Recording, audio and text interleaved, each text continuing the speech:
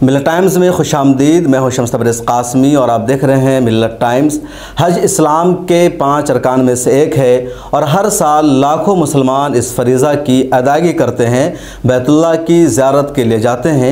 हज क्या है, कब फ़र्ज़ हुआ और क्यों दुनिया भर के मुसलमान इस फरीज़ा की अदायगी करते हैं, क्या इसकी फ़जीलत है, अहमियत है, इन तमाम इशूज़ पर तफसील से बातचीत करेंगे आज मारूफ़ आलिम दीन हज़रत मौलाना इज़हारुल हक़ मज़ाहिरी साहब के साथ।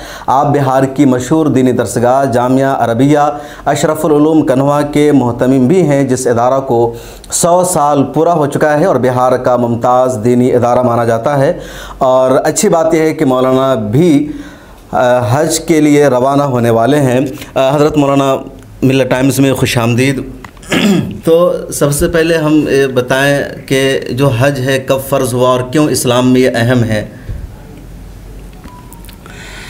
बिस्मिल्लाहिर्रहमानिर्रहीम नहमदुहु व नुसल्ली अला रसूलिहिल करीम अम्मा बाद फ़अऊज़ु बिल्लाहि मिनश्शैतानिर्रजीम बिस्मिल्लाहिर्रहमानिर्रहीम वलिल्लाहि अलन्नासि हिज्जुल बैति मन इस्तताअ इलैहि सबीला सदक़ल्लाहु मौलानल अज़ीम।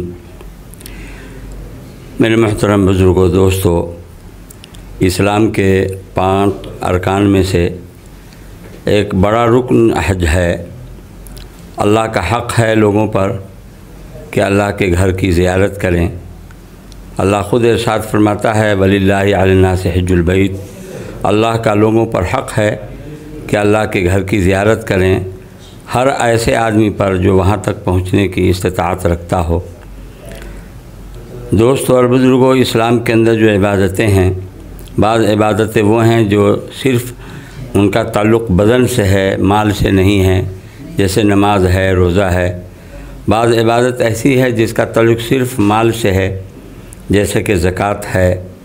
और बाज़ इबादत ये ऐसी है, हज ऐसी इबादत है कि इसमें माल भी ख़र्च होता है, आदमी को अपने बदन से भी शामिल होना पड़ता है और वहाँ हाज़िरी देनी पड़ती है। दोस्तों और बुज़ुर्गों, हज जो है मिसाली इबादत है। गोया इश्क़ का, इश्क़ इलाही में आदमी डूब करके अल्लाह के घर की ज़ियारत करता है, उसका तवाफ़ करता है, सिले हुए कपड़ों को उतार कर बेसिले हुए कपड़ों में मलबूस हो कर के एहराम बांध करके आशिकाना अंदाज से अल्लाह के घर जाता है। अल्लाह के घर का तवाफ़ करता है, चक्कर लगाता है, सफ़ा मरवा के दरमियान सई करता है। कभी मिना में है जहाँ जमरात को, शैतान को कंकरी मारता है, और कभी इश्क़ में डूबकर अरफात के चटियल मैदान में वक़ूफ़ करता है, फिर आकर के मुज़दलिफ़ा में ठहरता है। और इस तरीक़े से गोया जैसे एक आशिक को एक जगह ठहराव नहीं होता, इसी तरीक़े से अल्लाह की महब्बत में, अल्लाह के हुक्म के मुताबिक, अल्लाह के महबूब हुज़ूर सरवर आलम सल्लल्लाहु अलैहि वसल्लम की सुन्नत के मुताबिक, आपके तरीक़े के मुताबिक यहाँ वहाँ आना जाना, चक्कर लगाना रहता है। जैसे कि एक आशिक को करार नहीं होता, ऐसे ही आशिकान इलाही ये हुज्जाज किराम होते हैं जिनको करार नहीं होता। जहाँ अल्लाह का हुक्म हुआ ये अमल करना है, वो अमल करना है, वह ऐसा करता रहता है। गोया अल्लाह के इश्क़ में डूबा हुआ ये एक मिसाली इबादत है। और हकीकत ये है कि काबा जो मुसलमानों का क़िबला है, दरअसल अल्लाह की तजल्लियात का नुज़ूल ज़ुहूर रूए ज़मीन पर वहीं होता है। अर्श इलाही से जो तजल्लियात के अनवारात उतरते हैं ज़मीन पर, तो उस काबा के ऊपर उतरते हैं। अल्लाह की तजल्लियात का नुज़ूल ज़ुहूर उस पर होता है और वहीं से सारी मस्जिदों का कनेक्शन ताल्लुक़ है। और इस तरीक़े से जो है पूरा ये निज़ाम है। हम लोग, ये मुसलमान लोग जो काबा की तरफ रुख करके नमाज़ पढ़ते हैं, हालांकि जिधर रुख हो उधर ही अल्लाह है। फ़इन्नमा तुवल्लू फ़सम्मा वजुल्लाह, जिधर फिर जाओ उधर ही अल्लाह का रुख है। लेकिन हम काबा की तरफ रुख करके जो नमाज़ पढ़ते हैं, उसके अंदर बड़ी हिकमत ये है कि इस दुनिया के अंदर जो तजल्लियात रब्बानी का की जगह है और मरकज़ है वो काबा है। इसलिए उस रुख हो करके आदमी नमाज़ पढ़ता है। जी, जो पश्चिम के रहने वाले हैं पूरब रुख हो करके, हम हिंदुस्तान के रहने वाले पूरब में हैं तो पश्चिम रुख हो करके, मदीना वाले दक्षिण रुख हो करके नमाज़ पढ़ते हैं। इसी तरीके से हर चार तरफ जिस सिमत में रहने वाले हैं अपने उस सिमत के में काबा जिस सिमत में हो उधर रुख करके नमाज़ पढ़ते हैं। और वाकई में ये हज जो है बहुत शानदार, बहुत मिसाली और इश्क़ में डूबी हुई इबादत है। अल्लाह के घर की ज़ियारत करने के बाद आदमी के दिल दिमाग के अंदर ताज़गी आती है और ईमान ताज़ा होता है। मुशाहिदा के बाद ही उसकी हकीकत को आदमी समझ सकता है। काबा को देखने के बाद, अल्लाह के घर को देखने के बाद आदमी बेकाबू होता है। अब बेसाख्ता और दिल के अंदर ऐसी रिक्कत तारी होती है, रोंगटे खड़े होते हैं कि बेसाख्ता आदमी अल्लाह का शुक्र अदा करता है और उस वक्त जो है अल्लाह के दरबार में दुआ मांगता है। और हदीस में आया, अल्लाह के महबूब सल्लल्लाहु अलैहि वसल्लम ने इरशाद भी फरमाया कि काबा को देखने के वक्त जो दुआ की जाती है अल्लाह पाक के यहाँ वो दुआ कबूल होती है। उसमें बहुत बड़ी हिकमत वही है कि उसको देखने के बाद आदमी बेकाबू होता है, बेसाख्ता होता है, रोना आता है, रोंगटे खड़े होते हैं, रिक्कत तारी होती है और दुआ कबूल होती है। और मक्का मुकर्रमा में 17 मकामात ऐसे हैं जहाँ दुआएं कबूल होती हैं, जिसके तफसील मुहद्दिसीन ने, फ़ुक़हा ने, मुज्तहिदीन ने उनकी तफसील लिखी है। दोस्तों और बुज़ुर्गों, हज हर ऐसे आदमी पर फ़र्ज़ है जो वहाँ तक पहुँचने की इस्तिताअत रखता हो। अल्लाह के महबूब सल्लल्लाहु अलैहि वसल्लम से पूछा गया, मस सबील, सबील क्या है? तो अल्लाह के महबूब सल्लल्लाहु अलैहि वसल्लम ने इरशाद फरमाया, अज़्ज़ादु वर्राहिला, वहाँ तक पहुँचने के लिए किराया हो और इसी तरीक़े से तोशा सफ़र हो, वहाँ आने जाने के दौरान खाने पीने का सामान भी हो और किराया भाड़ा के लिए पैसे भी हो। इसलिए कहते हैं कि हर वो आदमी जिसके पास इतना रुपया हो, जैसे हज कमेटी के से जो है 4 लाख कुछ ऊपर रकम जमा की जाती है, तो जिन लोगों के पास शव्वाल, ज़ुल्क़ादा, ज़िलहिज्जा ये जो हज के महीने हैं, इनमें जिन लोगों के पास ये 4 लाख रुपये हों, हर ऐसे आदमी पर हज फ़र्ज़ है। खाना है, कपड़ा है, मकान है, सवारी है, कर्ज़ है। इसके अलावा अगर किसी के पास 4 लाख रुपये हैं तो हर ऐसे आदमी पर हज फ़र्ज़ है। बाज़ लोग वो हैं जिनके पास रुपये तो नहीं होते हैं, ज़मीन जायदाद है, तो उसके लिए भी अल्लामा शामिल रहमतुल्लाह अलैह वग़ैरह ने ये मसला लिखा है। जिन लोगों के पास ज़मीन जायदाद है, अगर उसका थोड़ा सा हिस्सा बेच लेते हैं और हज कर लेते हैं और फिर भी ज़मीन का इतना हिस्सा बच जाता है कि उनके गुज़र बसर के लिए काफ़ी है, ऐसे ज़मीन वालों के ऊपर भी हज फ़र्ज़ है। ज़मीन वाले ये समझते हैं कि मेरे पास तो पैसे हैं नहीं कि मैं हज को जाऊं, लेकिन उनको ये मसला मालूम होना चाहिए कि ज़मीन वालों पर भी इस तरह हज फ़र्ज़ है। अब तो ज़मीन की महंगाई इतनी है कि थोड़ा सा हिस्सा भी बेचने पर आसानी से हज हो जाता है। ऐसे लोगों पर भी हज फ़र्ज़ है। हज के मुताल्लिक़ अल्लाह के महबूब सल्लल्लाहु अलैहि वसल्लम ने बड़ी फजीलत बतलाई। फरमाया, जो आदमी हज करे और उसमें फ़िस्क़ व फ़ुजूर नहीं करे, कोई गुनाह का इर्तिकाब न करे और रफ़स न करे, बीवियों से, औरतों से जो उसकी ख़ास बातें होती हैं, बोसो किनार, और तो वो न करे, इसी तरीक़े से जंग व जदाल न करे, तो ऐसा हज मबरूर है। और ऐसा आदमी जो हज करके लौटता है कि यौमिन वलदतहु उम्मुहु, उस दिन की तरह गोया बेगुनाह होता है, उसके गुनाह धुल चुके होते हैं जिस दिन वो दुनिया में पैदा हुआ था और यहाँ आया था, कैसा बेगुनाह था। ऐसे ही वो आदमी जिसको हज मबरूर नसीब हो जाए तो इस तरीक़े से गुनाहों से वो पाक साफ़ हो जाता है।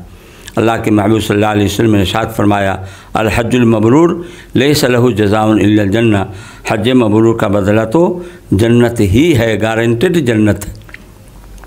और हज मबरूर की तफसीर जो उलमा ने मुफस्सिरीन ने की है यही कि जैसा कि कुरान ने इशारा किया, फ़ला रफ़सा वला फ़ुसूक़ वला जिदाल फ़िल हज, कि उसमें रफ़स न हो, बीवियों से, औरतों से मेल जोल की जो बातें होती हैं वो न हो, गुनाह का, बड़े गुनाह का इर्तिकाब न हो, और साथियों से किसी से झगड़े तकरार न हो। ये 3 काम न किए जाएं, ऐसा हज मबरूर है। बाद मुहद्दिसीन बुज़ुर्गों ने लिखा कि हज मबरूर वो है कि हज से पहले वाली ज़िंदगी और हज के बाद वाली जो ज़िंदगी है, दोनों में फ़र्क हो। हज के बाद वाली ज़िंदगी तक़वा तहरत वाली हो जाए, अल्लाह का खौफ और आखिरत की फ़िक्र उसके ऊपर हो जाए तारी, और आखिरत की तैयारी उस ज़्यादा से ज़्यादा करने वाला, आमाल सालिहा के अंदर लग जाने वाला हो। हज के बाद की ज़िंदगी उसकी अगर अच्छी है हज से पहले वाली ज़िंदगी के मुकाबले में, तो गोया उसको हज मबरूर नसीब हुआ है। ये हज जो है आदमी कोशिश करे कि हज मबरूर उसको मिल जाए। और जहाँ फजीलत है उसकी, वहीं जो लोग हज नहीं करते हैं कुछ सुस्ती कायली की वजह से, कभी शादी का बहाना होता है, कभी मकान का बहाना होता है, आदमी सोचता है सारे कामों से फारिग हो लें, बेटा बेटी, नवासा नवासी, पोता पोती और सब की शादियां कर लें, खूब अच्छा मकान बना लें और सब काम से फारिग हो जावें, तब हज को जाएं। ये बहुत ही सोच की बहुत बड़ी गलती है। ये हज जैसा कि कहा गया कि शव्वाल, ज़ुक़ादा, ज़िलहिज 3 महीनों में जिस आदमी के पास इतने रुपये हों तो उस आदमी के ऊपर हज फ़र्ज़ होता है। उसके लिए शादी ब्याह मकान ये सब कोई रुकावट नहीं है, मवाने हज नहीं है, और ये सब हीला बहाना है जी। और वहीं जो लोग हज नहीं करते हैं उनके लिए बड़ी सख्त वईद आई है।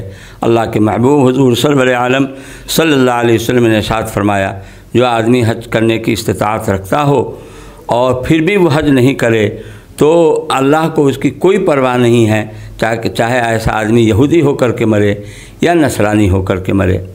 बुज़ुर्गों ने लिखा है कि ऐसे आदमी के सिलसिले में ख़तरा है कि ईमान पर उसकी मौत न हो, मौत उसकी ईमान पर न हो, इसलिए कि इशारा दिया गया है कि अल्लाह को उसकी कोई परवाह नहीं है। जिस पर आदमी पर हज फ़र्ज़ हो और फिर भी सुस्ती और काहली की वजह से हज न किया हो, तो ऐसे आदमी की अल्लाह को कोई परवाह नहीं है, चाहे यहूदी होकर के मरे या नसरानी होकर के मरे।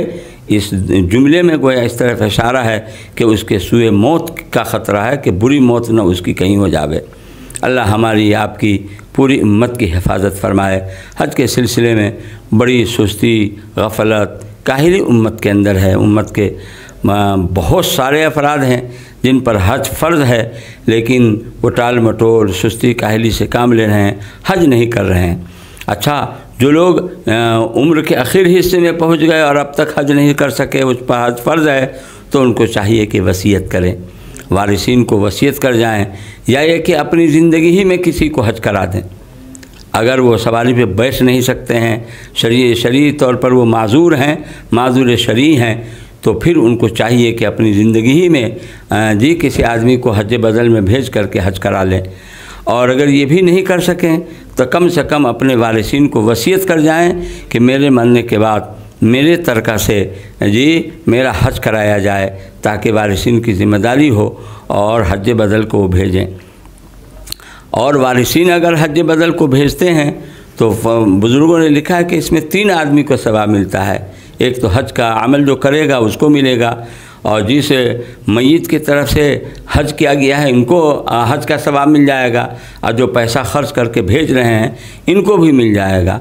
वो या एक हज पर 3-3 आदमी को सवाब मिल जाएगा। जो आमाल हज करेंगे उनको भी, और जिनकी तरफ से किया जाएगा उनको भी, और जो वारिसीन पैसा खर्च करके भेजेंगे उनको भी, वो या कि 3-3 आदमी को हज का सवाब मिल जाएगा। और हज के अंदर बड़ी शहादत की बात ये होती है कि मदीने मुनव्वरा हाज़िरी हो, अल्लाह के महबूब हुज़ूर सरवर आलम सल्लल्लाहु ताला अलैहि वसल्लम के दियार में आपके रोज़े अथर पर हाज़िरी हो, सलाम का नजराना पेश करे आदमी, मस्जिद नबी के अंदर नमाज़ें हों।